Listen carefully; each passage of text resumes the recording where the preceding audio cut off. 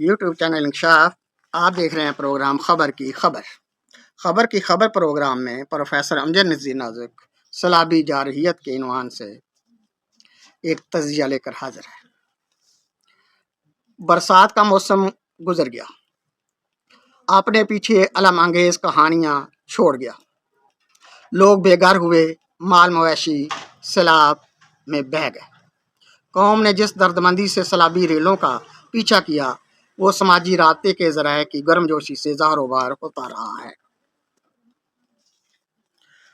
झूठ जिसे एक नफरती अंसर समझा जाता है या कहा जाता है खूब खूब पलता रहा, फलता फूलता रहा। सोशल मीडिया पर झूठी खबरों की भरमार रही। हर किसी का एक ही काम था, जाली वीडियो के जरिए सनसनीखेज खबरों को फैलाना।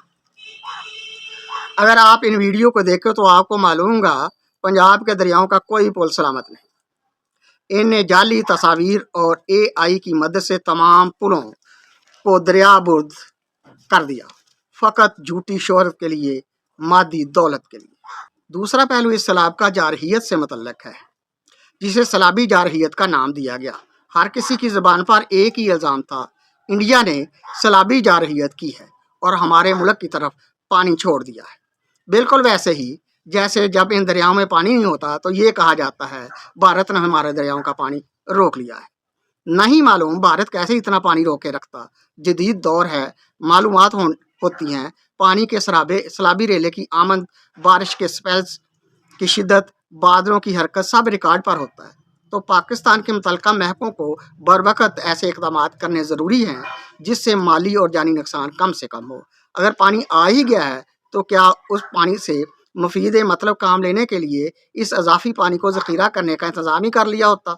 जो हो गया उसे भूल जाएं, मगर ये तो याद रखना चाहिए कि आइंदा भी ये पानी आ सकता है। अक्लमंदी और फरासत का तकाजा है, जारहियत का राग अलापने से कुछ ना होगा। आने वाले वक्त के लिए पानी को ज़ख़ीरा करने का खातर खा इंतज़ाम किया जाए। पानी छोड़ा जाए या खुद आ जाए, ऐसा इंतज़ाम होना चाहिए ताकि जारहियत को नेमत में बदला जा सके। अपनी अकल पर कुछ ना कुछ जारहियत का इल्ज़ाम धरना चाहिए। जो सबक सीखने से आरी है, प्रोपेगंडे किस्म की कामों के लिए तेज़ है। सैलाबी मुसीबतों को टाला जा सकता है अगर हम अपने दरियाओं पर मुनासिब बंद बांध कर पानी सैलाबी ज़माने में ही इकट्ठा कर लें। जब पानी की कमी हो उसे इस्तेमाल कर लें। ऐसे पानी में कश्ती रानी, माहीगीरी से फ़ायदा उठाया जा सकता है।